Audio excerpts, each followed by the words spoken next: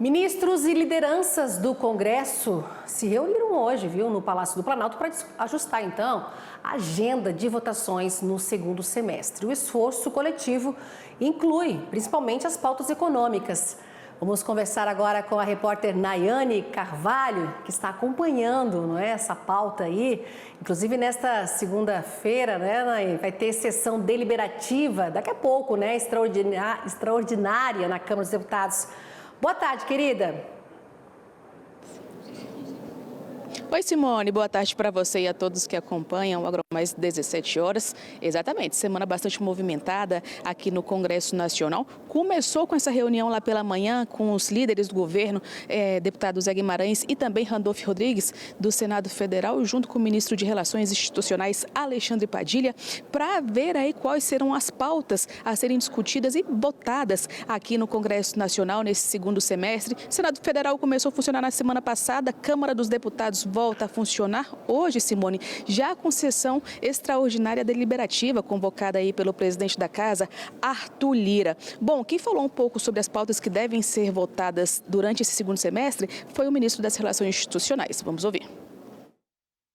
Essa é uma semana especial porque volta tanto o Senado, que já estava tendo votações, sessões presenciais na semana passada, quanto também a Câmara. Então, a expectativa que o governo tem nessa semana do esforço concentrado da Câmara e do Senado, que a gente continue avançando nas pautas que ajudam o Brasil a manter essa retomada do crescimento econômico, a redução do desemprego, o controle da inflação. Então, todo o trabalho, não só eu, o governo, como todos os nossos líderes na Câmara, no Senado e no Congresso para essa semana, para que a gente possa votar essa semana ainda o segundo projeto de lei da regulamentação da reforma tributária, que está na Câmara, que teve uma discussão bastante rica durante o primeiro semestre, um envolvimento direto, inclusive, do presidente da Câmara, do presidente Arthur Lira, de todos os líderes, e a construção de que pudesse ser votado agora na volta do esforço concentrado. E o presidente Lula reforçou que não só a coordenação política, os líderes, mas o conjunto dos ministros e ministras que têm interlocução com o Congresso Nacional, a gente retome nesse esforço concentrado a concentração nessas pautas econômicas que contribuem para a retomada do nosso crescimento econômico. No Senado, as prioridades são o tema do combustível do futuro, que é um projeto que já está pronto, o relatório, pronto para ser apresentado, o programa de apoio à transição energética e todo o debate sobre o mercado de crédito de carbono também. São três projetos fundamentais que estão no Senado, prioridade absoluta nossa. Aí, Simone, o ministro das Relações Institucionais, Alexandre Padilha, relatando o que será prioridade no Congresso Nacional para o governo aí no segundo semestre. E para conversar, Simone, comigo sobre as pautas do agro, eu chamo aqui agora o deputado federal Rafael Pezente, do MDB de Santa Catarina, que é membro da Frente Parlamentar da Agropecuária, para destacar quais são os projetos da frente aqui nas duas casas. Deputado, muito bem-vindo, boa tarde. Já começa o segundo semestre agitado.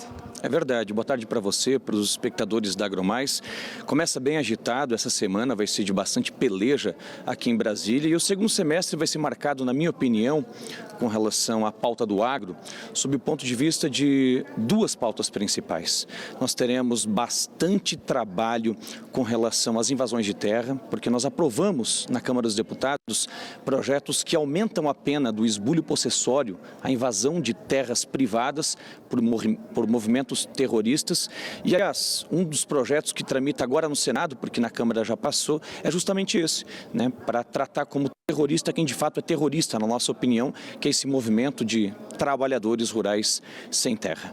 Além disso, nós temos também, convocado pelo STF, conciliação para a gente resolver a questão do marco temporal.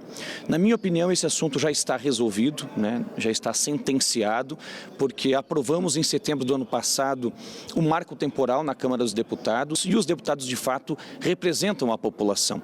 A voz do povo brasileiro aqui dentro do plenário foi ouvida e nós determinamos que outubro de 88 é o marco temporal. A partir daquele momento, a gente não deveria ter mais novas demarcações.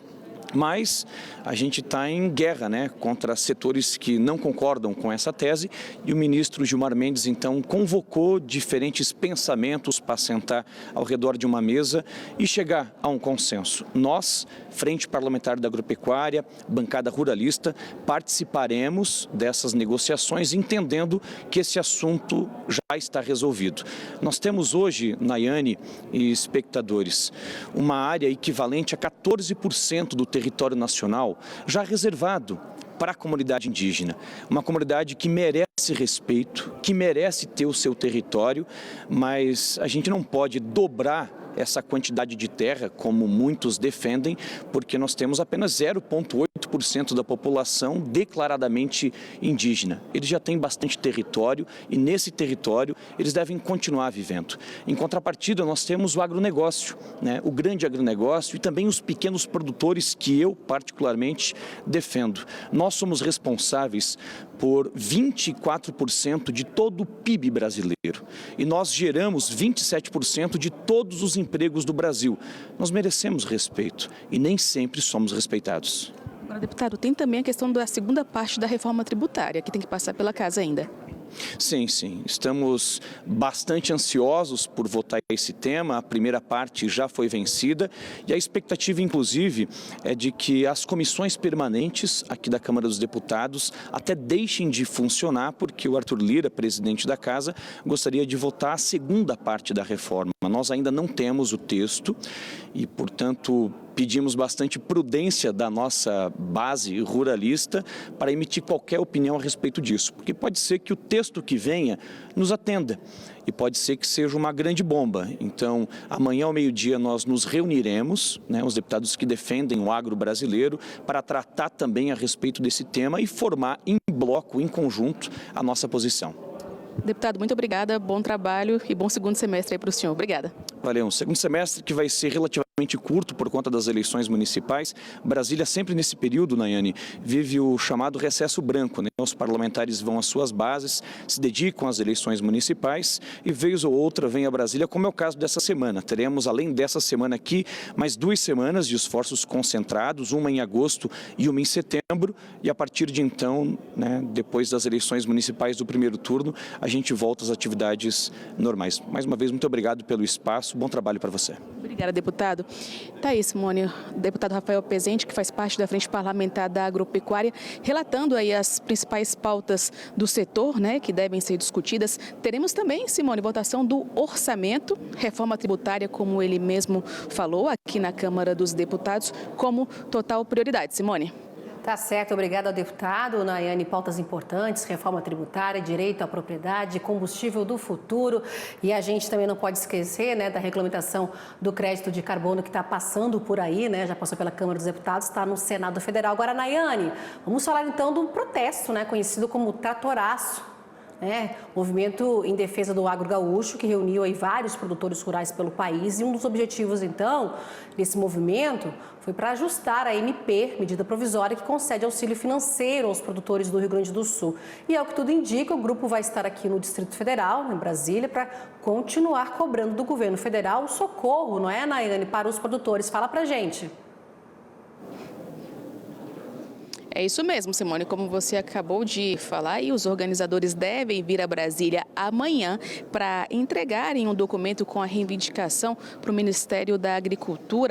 Não há confirmação ainda de que o ministro Carlos Fávaro vá recebê-los, porém eles reivindicam, Simone, que as dívidas, na verdade, não sejam renegociadas, como foi proposto, como foi dito ali, publicado na medida provisória 1247. Bom, amanhã, aqui na Câmara dos Deputados, também vai ter uma comissão externa com uma audiência pública com algumas autoridades e também representantes do SOS Agro, né?